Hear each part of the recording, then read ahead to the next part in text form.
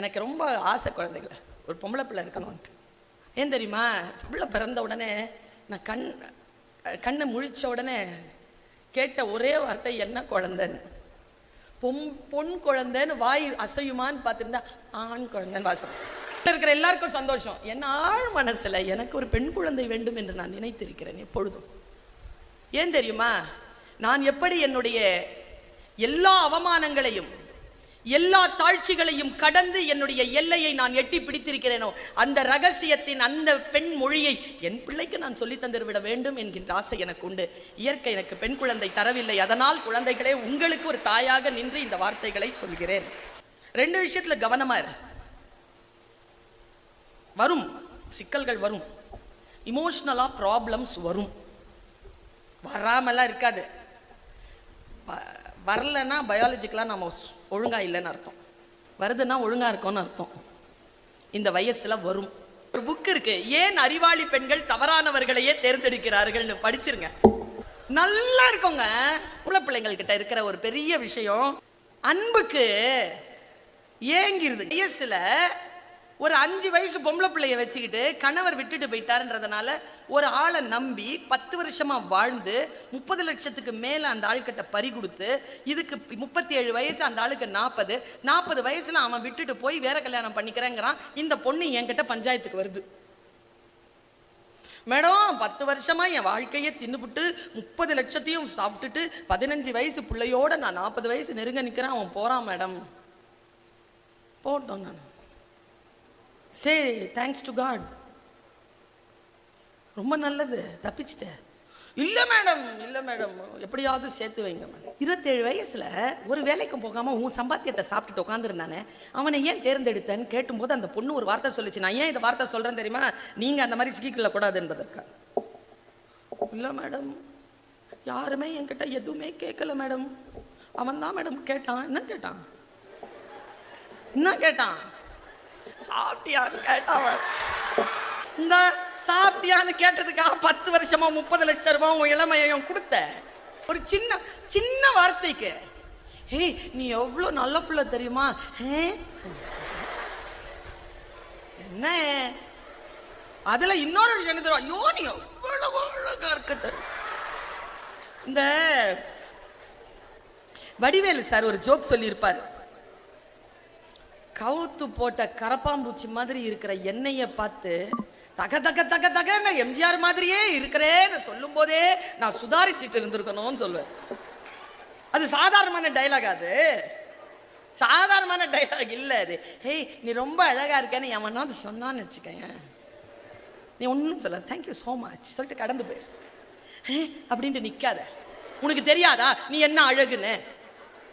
இன்னொரு விஷயம் சொல்றேன், நான் எப்பவுமே சொல்றேன், வீட்டில் நம் எல்லோருக்கும் பெண்கள் என்பதற்காக இந்த காலகட்டத்தில் பாசம் அதிகம் கிடைக்கிறது. ஆண் குழந்தைகளை காட்டிலும் பெண் குழந்தைகளை வீட்டில் பெற்றோர்கள் அதிகம் நேசிக்கிறார்கள். இது உண்மை, இந்த காலகட்டத்தில் உண்மை. அவர்கள் நமக்கு சாக்லேட் கொடுப்பார்கள். வீட்டில் அம்மா அப்பா அண்ணன் தம்பி இவர்கள் எல்லாம் சாக்லேட் கொடுப்பார்கள். நாம் எக்ஸ்ட்ரா சாக்லேட் கேட்போம், அதையும் தருவார்கள். இந்த பழக்கத்துல வெளியில போய் எக்ஸ்ட்ரா சாக்லேட் கேட்டுறாத. ஏன் தெரியுமா, உனக்கு எவனாவது எக்ஸ்ட்ரா சாக்லேட் கொடுக்கறானா அவனுக்கு எக்ஸ்ட்ராவாக உன் மீது ஏதேனும் தப்பாக எண்ணம் இல்லாமல் அந்த எக்ஸ்ட்ரா சாக்லேட்டை அவன் உனக்கு தரமாட்டான். இதை மட்டும் புரிஞ்சுக்கோ. உன்னை வெளியில கூட்டிட்டு வந்துட்டோம்ல, படிக்க வச்சிருக்கோம்ல, நீ துக்கம் இல்லாமல் கஷ்டம் இல்லாமல் துன்பம் இல்லாமல் வாழ்க்கையில் ஜெயிக்க வேண்டும் இல்ல, அதற்காகத்தான் இந்த மேடையை நான் பயன்படுத்தி கொண்டிருக்கிறேன். ஒன்றும் இல்லை, கனடா நாட்டுக்கு 2 நாள் எனக்கு ஃப்ரீயா இருந்தது, நான் போனேன். அங்க வந்து சூசைட் பண்ணி செத்த ஒரு 63 இந்திய மற்றும் இலங்கை இளைஞர்களுடைய உறவினர்கள் வந்து சேர்ந்திருந்தாங்க. அந்த நிகழ்ச்சியை ஏற்பாடு பண்ணியிருந்தது, அந்த பிணங்களை எம்போம் பண்ணி அலங்கரிச்சு அந்த கம்யூனிட்டி சென்டர்ல வைக்கிற அந்த வேலையை செய்யற ஒரு மனிதன் தான் மிஸ்டர் தமிழ் கனடாங்கிற அமைப்பிற்கான செயலாளர். நீங்க வரணும் மேடம், வந்து நீங்க கொஞ்சம் பேசுங்க, இங்க நிறைய தற்கொலைகள் நடக்குதுன்னு பேசினேன். நான் போயிருந்தேன், இன்னர் ஹார்மனின்னு பேசினேன், 45 நிமிஷம் பேசினேன். பேசி முடிச்சுட்டு உட்கார்றேன், ஒரு பிள்ளை வந்தது, பேரழகா இருந்தா, அவ 45 வயசு இருக்கும் அவளுக்கு, ஆனா அப்படி தெரியல அவளை பார்த்தா. ஒரு ப்ளூ கலர் ஷர்ட், ஒரு மெல்லிஸான ஒரு பெல்ட், ஒரு நல்ல ஒரு ஜீன் போட்டுட்டு நல்லா ஹீல் 4 இன்ச் ஹீலில் நடந்து வரா. அப்படி டக் டக் டக்னு நடந்து வரா. எனக்கு கொஞ்சம் பேக்ஸ் மேலே கொஞ்சம் எனக்கு ஆர்வம் உண்டு. அந்த பேக் எப்படியும் ஒரு 3.5-4 லட்சம் ரூபா இருக்கும். கையில் வச்சிருக்கிற ஒரு கீடெக், அவள் வச்சிருக்கிற அந்த சாலிட்டர் பெண்டன்ட், பயங்கர பணக்காரி. டக் டக் டக்னு நடந்து வந்தால் நான் இப்படி உட்காந்துருந்தேன். என் கால் கிட்ட உட்காந்துட்டு என் கையெடுத்து முத்தமிட்டுட்டு, தேங்க்யூ ஸோ மச், என்னை ரிலீஸ் பண்ணிட்டீங்க, தேங்க்யூ. நான் 8 வருஷமா சிறையில் இருந்தேன், என்னை ரிலீஸ் பண்ணிட்டீங்க, தேங்க்யூன்னு சொல்லிட்டு போனான். அவள் பின்வழியாக போயிட்டா. எனக்கு என்னன்னா திடீர்னு மண்டைக்குள்ள ஒரு ஒலி, 45 நிமிஷம் பேசியிருக்க 18 பாயிண்ட். எந்த பாயிண்ட்ல அவ ரிலீஸ் ஆனா? அவகிட்ட கேட்டா, உன் பிள்ளைங்களுக்கு நீ சொல்லலாம்ல. நேர தலைதறிக்க வெளியில ஒன்னா அவ BMW திறந்துகிட்டு இருக்கான். ஹே அப்படின்னு அவன் நின்று ஓடி வந்தா, மேம் அப்படின்னு. 18 பாயிண்ட் பேசுன, எந்த பாயிண்ட்ல ரிலீஸ் ஆன சொல்லு. அவ சொன்னா. அப்ப சொல்லட்டுமா? சொல்லும் போது அப்படி கற்பூர மாதிரி புரிஞ்சுக்கணும், பிடிச்சுக்கணும். சரியா? ஒருத்தன் ஒரு காட்டில் நடந்து போய்கிட்டே இருக்கான். நாம தான் காட்டில் நடந்து போயிட்டே இருக்கான். தூரமா ஒரு பெரிய கரையான் புத்து பார்க்குது. ஐயோ புத்து அப்படின்ட்டு பயந்து போயிட்டே இருக்கிறான். அவனுக்கு வழி தெரியல. போயிட்டே இருக்கும் பொழுது இந்த பாம்பு இவனை பார்த்துருச்சு. பாம்பு இறங்கி கூட நடந்து வருது. இது ஒரு காட்சியா, மனசுல வச்சுக்கோ. நடந்து போறது நீதான். பாம்பு பக்கத்துல வருது. திரும்பி போக முடியாது. என்ன பண்ணுவ? கையில எந்த ஆயுதமும் இல்லை. என்ன பண்ணுவ? வேகம். அதை விட வேகமா வரும். பாம்புனால வேகம் தெரியாத உனக்கு? பதறவே கூடாது. சொல்லித்தரேன், பதறக்கூடாது, யோசிக்கணும். இந்த ஸ்பாட் வந்துருச்சா பதறவே கூடாது. போகுது. ஆனா அது கூட தான் வருது. ஒன்றும் சொல்லலை. அது நான் பாம்புன்னு சொன்னது பாம்பு இல்லை.